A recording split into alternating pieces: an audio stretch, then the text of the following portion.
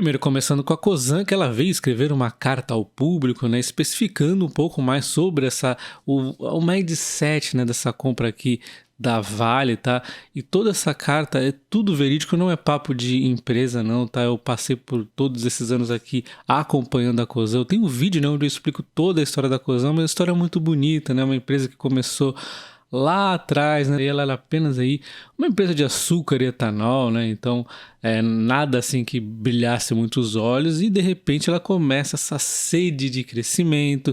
Ela vai lá e compra o Esso em 2008, e aí naquele momento o mercado viu muito mal isso, né? Como que uma empresa que só faz ali açúcar e etanol tá querendo aí comprar ações de uma Esso para distribuição agora de etanol, também vai entrar no ramo de distribuição de combustíveis. O que está acontecendo aí, né? As ações caíram, dado também o momento macroeconômico, né? E a dívida assumida aí na empresa, né? E exatamente como eu comentei, um negócio que era completamente novo para a Cosan. Então já existia a primeira dúvida, a empresa foi aí contornando essa dúvida aos poucos, né? Lembrando que nós estávamos em 2008, momento macroeconômico complicado mesmo, né? Dá para fazer uma similaridade com o momento de agora, né? Ela adquire a Vale em um momento complicado macroeconômico, um momento aí onde o mercado está com medo da dívida dela, e um momento que ela não tem tanta sinergia, olhando superficialmente, com a Vale, né? Então a gente vê aqui em 2009 a incorporação da Nova América inicialmente trouxe dúvidas também em função do passivo financeiro assumido pela empresa, sempre muita dúvida em relação a como que ela vai lidar com essa dívida. Eu sempre ouço isso, eu sempre falo que é uma empresa muito competente em crescer, controlando as dívidas aí dentro dos limites aceitáveis, tá?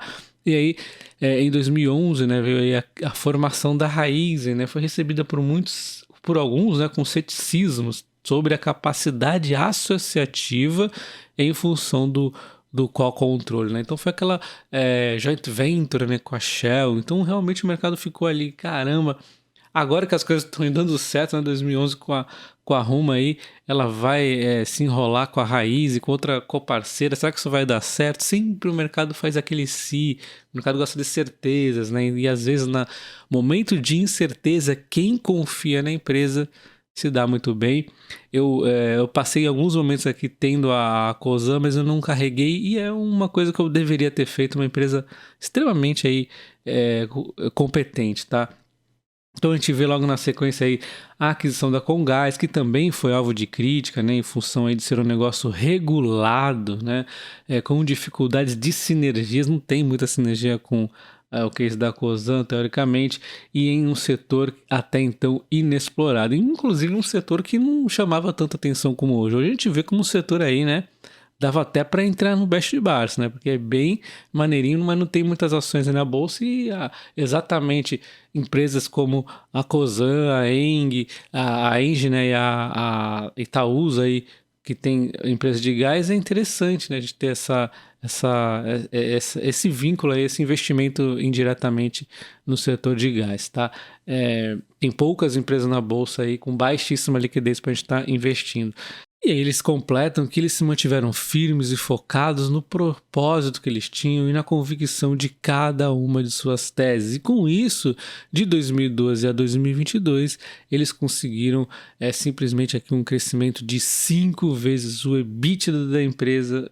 Assim, isso aqui é só um momento, uma foto, né, que nós estamos vendo no passado.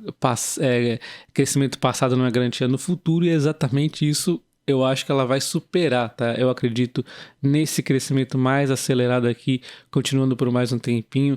É uma empresa que realmente está num momento de crescimento, e aí vai de cada um, né? Se faz parte do seu perfil ter uma empresa de crescimento que vai crescer os dividendos juntos, tá? O dividendo vão crescer no longo do tempo, mesmo que dê uma diminuída nesse momento. Para completar aqui a história da Cosan, tá voltando, né? Eles complementam aqui também, né, que durante esse tempo eles tiveram melhoria significativa nos índices aqui de segurança, né? 97% em 11 anos, né? É uma queda, né? Então deu uma bela de uma melhorada aqui, né? O Lost Time Incident Frequency. E aí eles completam com a história mais complexa e a mais legal, para ser sincero, né? A aquisição, a fusão aqui, Raul América Logística e Rumo, tá? Primeiro vamos explicar aqui a trajetória da Raul América Logística, que era uma empresa que pegou as concessões lá do governo, né? Concessões toda ferrada, né? Então ela foi lá, investiu pra caramba, melhorou, parecia que, puxa, no começo ela agradou, né? O pessoal tava gostando, mas ela começou a ter dificuldades. Era muito. O setor ferroviário precisa ter muito investimento, principalmente quando está ferrado, como o Brasil deixou na situação ferroviária, tá? E ela foi investindo, investindo, investindo, se perdeu, as coisas começaram a ficar velha, depreciada, destruída, tudo de novo, né?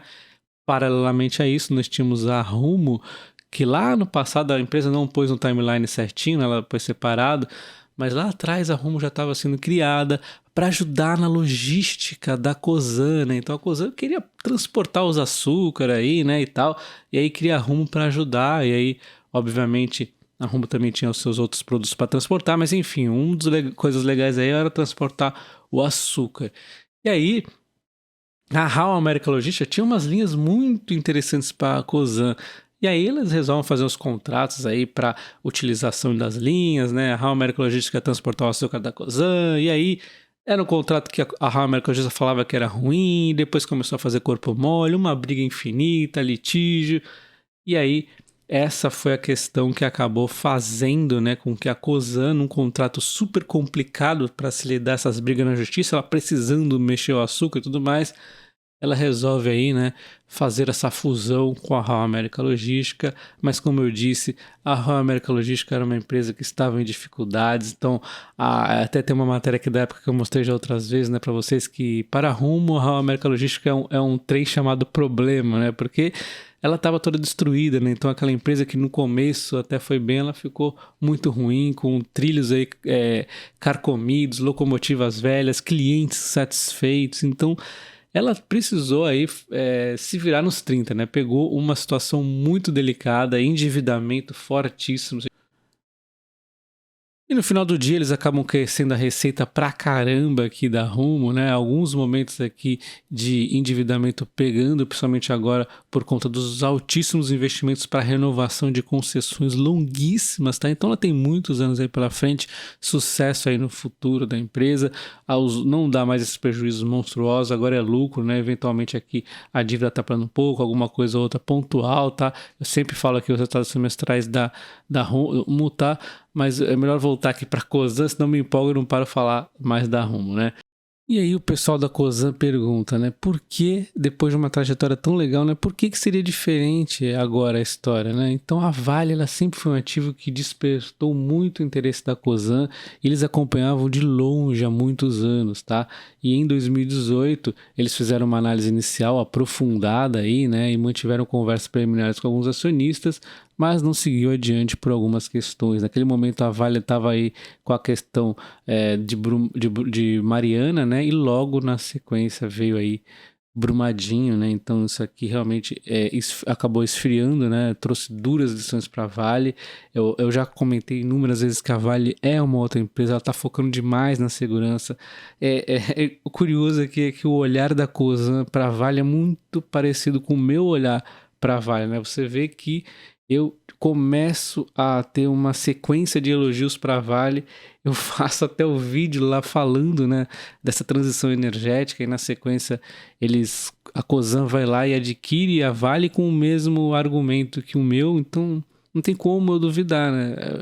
Eu gosto da empresa, eu gosto da história da empresa, eu concordo com a visão da empresa, né? Coincidentemente, eu falei aí algumas semanas antes de toda essa questão da Vale aí, né?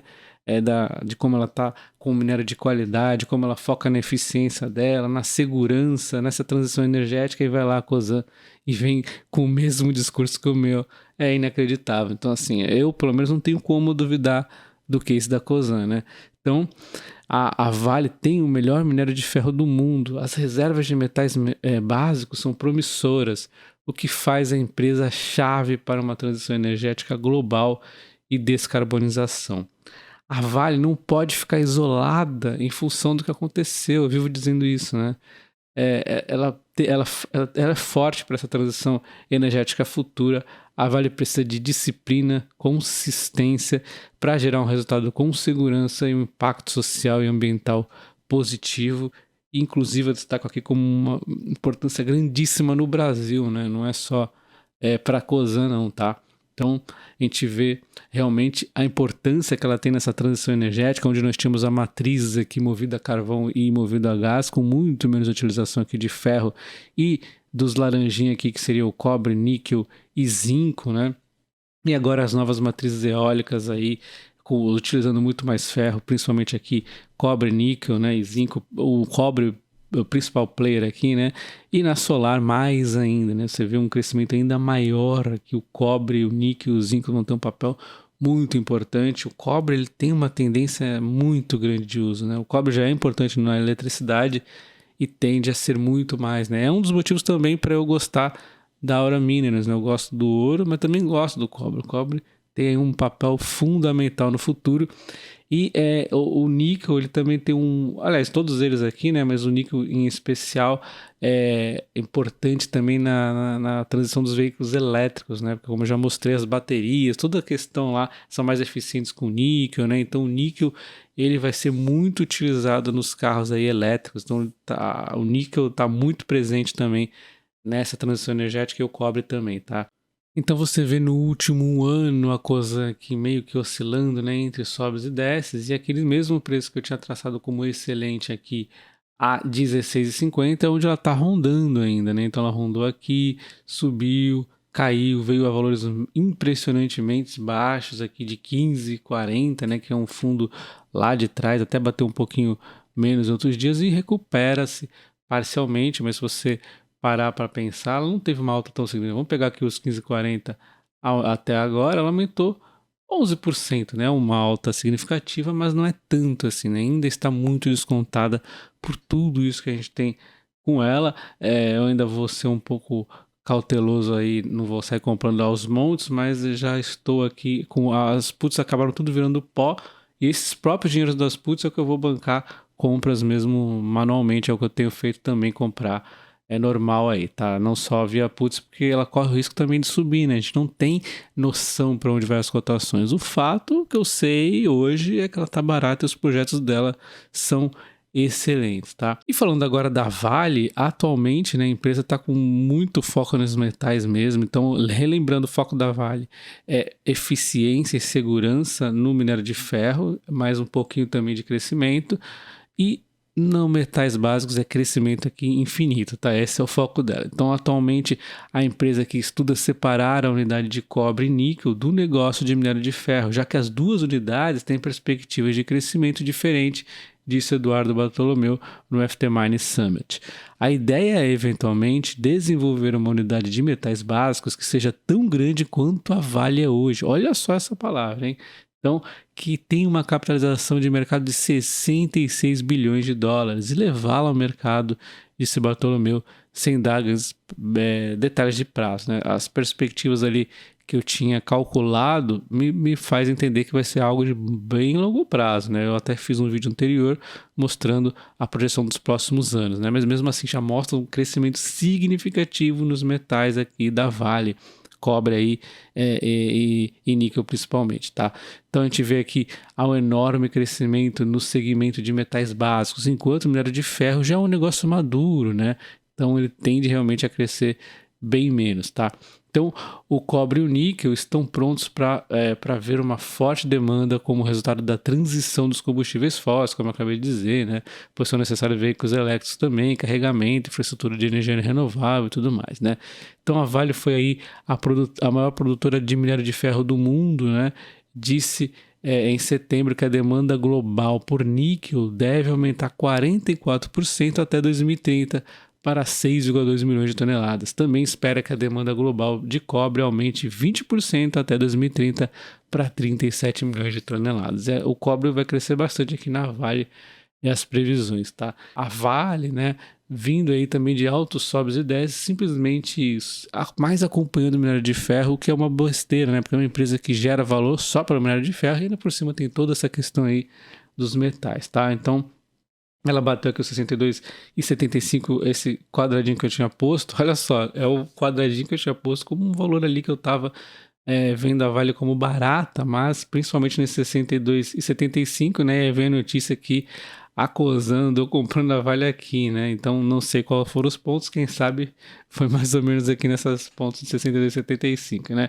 Enfim, a gente vê aqui então a Vale recuperando-se parcialmente e tá aí nesse zigue-zague aqui. Ainda acho interessante os 72, mas aí começa a sair desse valor, já começa a ficar um pouco preocupado que temos outras oportunidades mais baratas, mas para ser sincero, o meu foco tende a ser a Cosan, né? Ainda mais agora que vai ter a Vale. A Vale eu vou ficar de olho caso ela tenha oportunidades um pouco maiores, tá? Mas é uma ótima empresa, tá ótimos preços também.